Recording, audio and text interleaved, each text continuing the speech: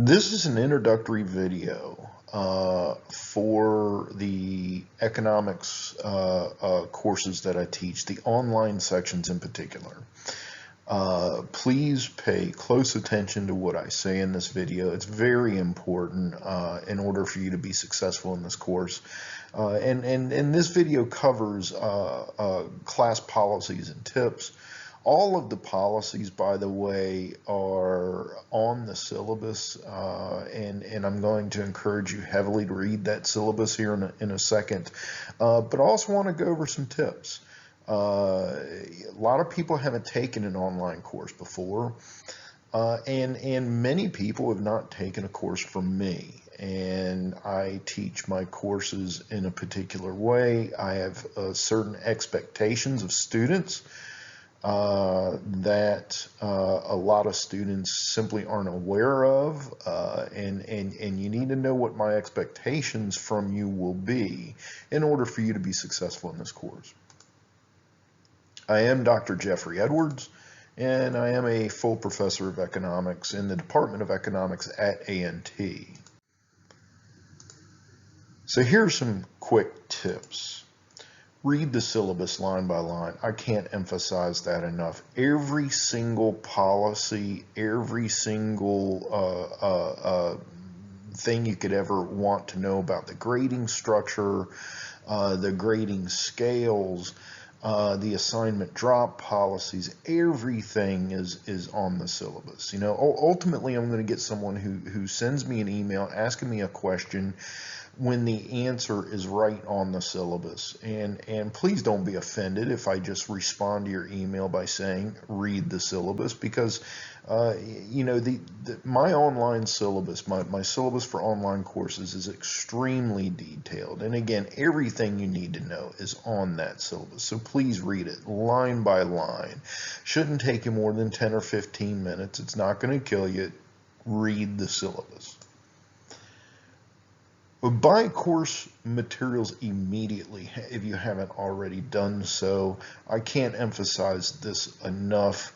You know, a lot of people procrastinate on buying their course materials, and the next thing they know, they're behind in the course, they're failing the course, and then they come, you know, then they come to me wanting some sort of special treatment. Well, there's one thing that I am extremely consistent on. I give zero special treatment to any individual in any of my courses. Every single student in my courses get exactly the same treatment. They all fall under the same policies and guidelines of my courses. I am not one of these faculty members that really, you know, treat students differently depending upon their situation. Every student situation in this class is the same.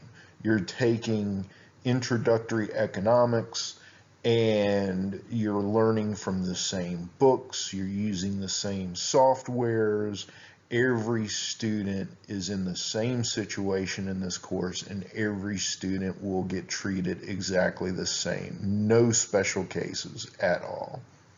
So buy the course materials immediately so you don't fall behind in the course. Study more than you would for a campus course. Online courses tend to be harder and more intense, not because the material is harder, but because self-discipline is key. It's not like you can go into a campus lecture and have a back and forth exchange with the professor during a class period that is live, that is where the communication is not in written form.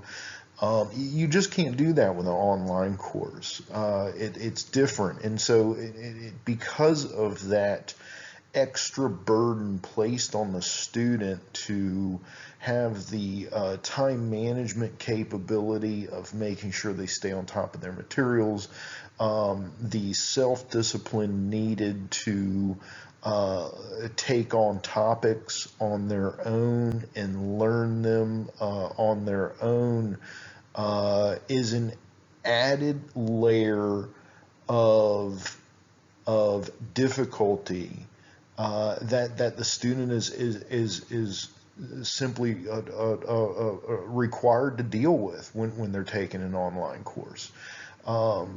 That's why they tend to be harder. They're also more intense, and the reason they're more intense is because there are certain there's a certain amount of material that needs to be gone through in any course. Okay, so there's a certain skill set that I need to make sure you walk away from this course with. It's difficult in an online course to make sure the students walk away with that level of knowledge, with that amount of knowledge that you need to be walking away from this course with when you finish the course, without having an additional layer of questions, of homework problems, of exam problems, etc. You know, when we're in a classroom environment, I can gauge easily whether students are learning or not just simply by the questions that they give me in a one-on-one in a classroom environment, in the interactions and exchanges I have with students. I don't have that ability when I'm teaching an online course. And therefore the level of knowledge transference from me to you necessarily it needs to be at a slightly more intense level, a slightly higher capacity, in order for me to make sure that you're walking away from this course with the knowledge you need to be walking away from it with. So make sure you study for this course more than you would a campus course, and that's simply so you can absorb the material better and perform better on the homeworks and exams.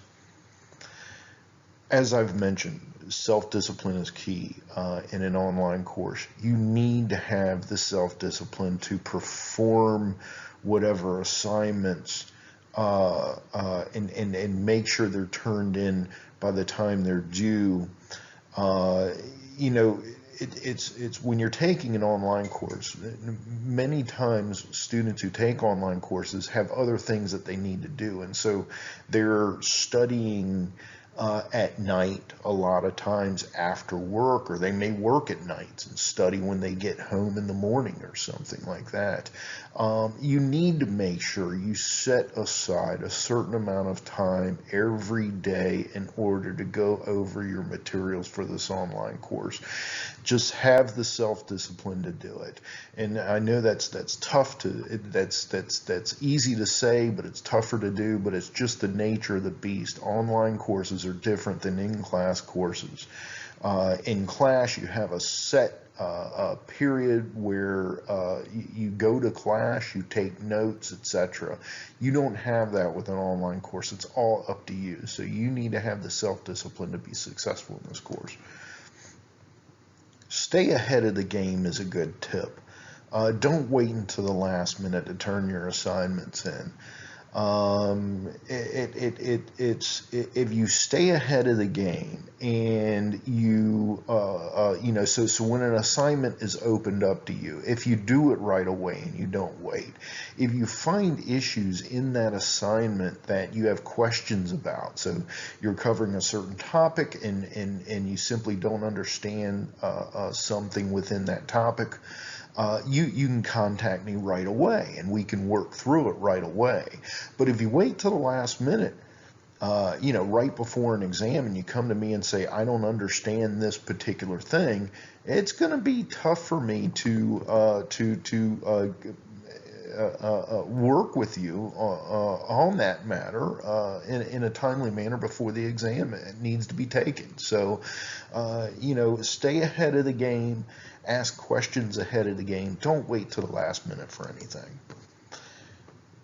You're going to find on the syllabus that and I'm also going to go over this in the next slide as well, that internet issues, power outages, anything that may complicate your ability to get assignment done on time in a timely manner by the due date, um, um, you're going to find that I have no remorse. I really don't. Internet issues. If your internet goes down and you're in the middle of an exam, that's not my problem. That's your problem.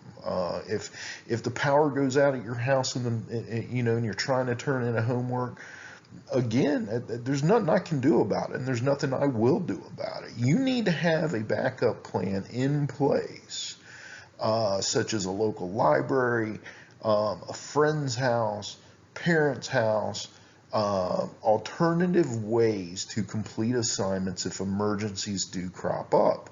And that's your problem. The onus is on you to make sure that you have the necessary capability to complete these assignments on time. Now let's go over some policies. Policies. As I just alluded to, the student is responsible for all internet connections and accessibility.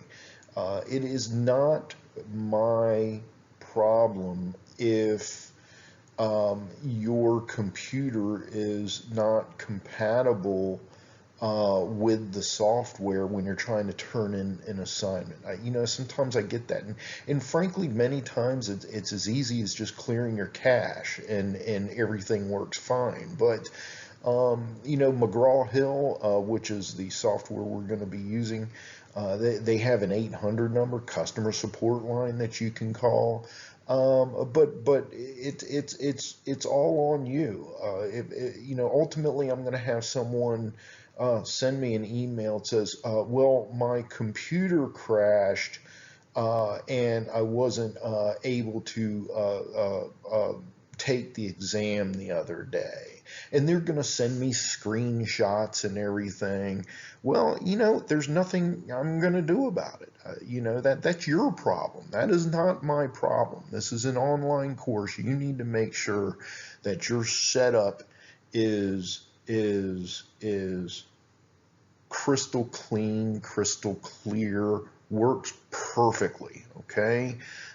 If you don't have that and you have issues with internet connectivity and things like that, again, going back to the last slide, have an alternative, have a backup plan.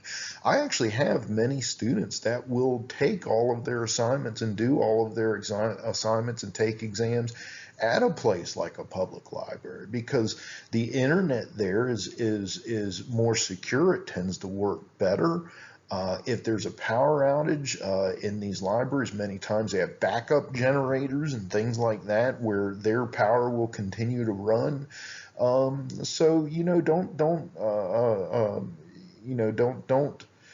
don't think that whatever happens in terms of connections and accessibility is not fixable. You just have to think about it and plan ahead for any potential issues that might arise.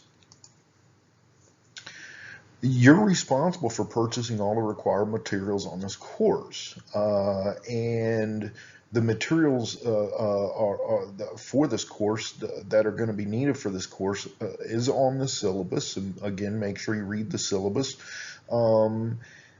That said, the primary course material, of course, is the book and the software that goes with the book, again outlined on the syllabus.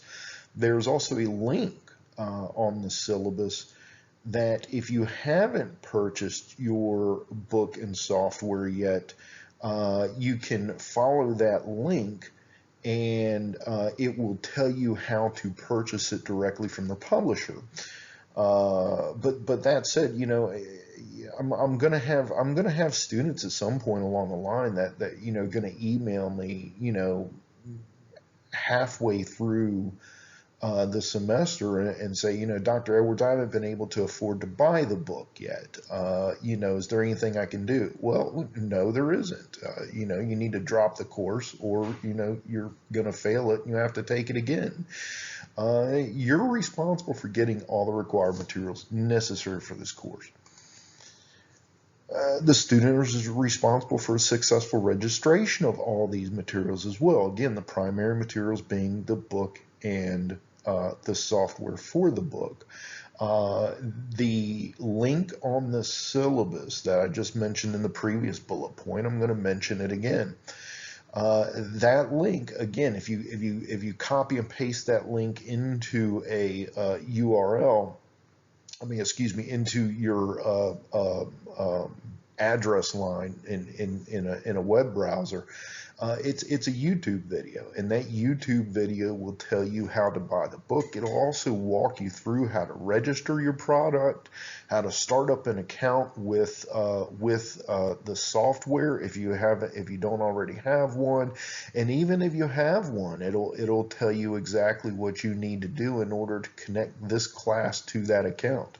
So please see that link on the syllabus, but again, you're responsible for the successful registration of all these course materials. As a new university policy, the provost is requiring all students to present an identification for each exam. In addition to that, there is an honor code statement that is a part of that identification presentation. The honor code statement will be provided at a link in Blackboard, and where that link is will be on the syllabus as well. It'll be on the left hand side of this course's page on Blackboard. You'll see a link for it. There will be a separate honor statement and ID presentation for every exam, and in this course we're going to have 3 midterms and a final exam. So within 24 hours prior to every exam, I will upload to that link in Blackboard a current honor statement with a current date on it. And that's so I can get the student to sign that honor code statement, take a photo picture of their ID, embed it into that statement, and upload it to me just before the exam. And again, this is university. This has become university policy.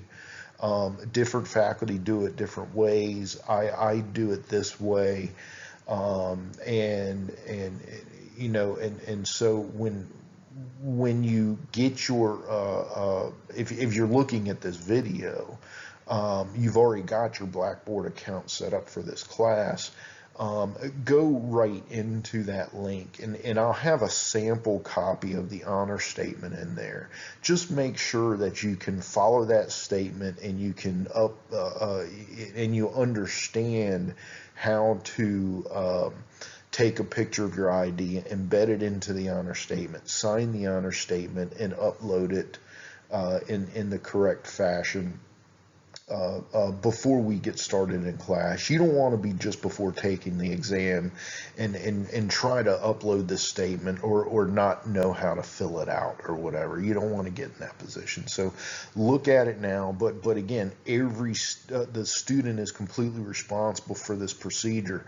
If you do not upload a correctly filled statement prior to every exam that you take, you get a 0 on that exam, and there is no retroactive application of the honor statement. The honor statement has to be done before you take the exam. Bottom line, if that upload is not before you take the exam, then the bottom line is you get a 0 on the exam. So for instance, if you take the exam and then upload the statement, that doesn't work. It has to be done before the exam is taken.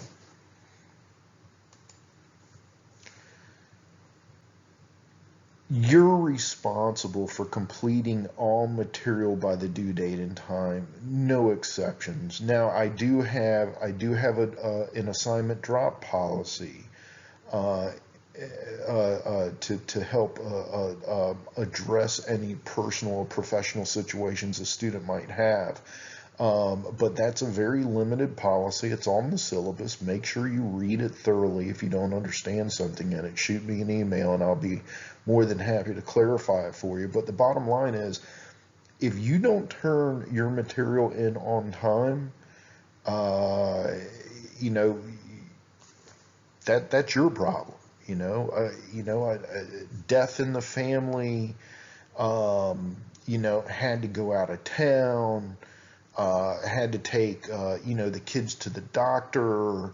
It doesn't matter. If you can't do an assignment and you don't turn it in, your grade on that assignment is whatever it is. If you get a zero on it, you get a zero on it. I take no excuses at all for the non-completion of an assignment. You don't need to email me. You don't need to send me doctor's notes. You don't need to send me screenshots. The bottom line is, if you don't turn an assignment in when it's due, that's your problem. That is not my problem. The grade you get on that assignment then is whatever that grade is, and that includes a zero if you didn't not only didn't complete the assignment but didn't take it before the due date time. So, but again, I do have a drop policy that helps address this situation. For instance, I dropped the lowest midterm exam. Everybody's got to take the final. You can't get out of the final exam. But there are 3 midterm exams, and I will drop the lowest one of those. So, for instance, God forbid, you get in a car accident or something like that. Then and you can't take an exam. That zero would get dropped. Theoretically, it would not hurt your final grade. So I do have a drop policy in place for situations that may pop up for people. But again, you're still responsible for all remaining assignments for getting those in on time. And ultimately, I'm going to get emails from students that want me to deviate from my class policies, and I simply don't. I'm very, very rigid on those policies. Everyone in my class gets treated the same. There are no exceptions to any of my rules, period.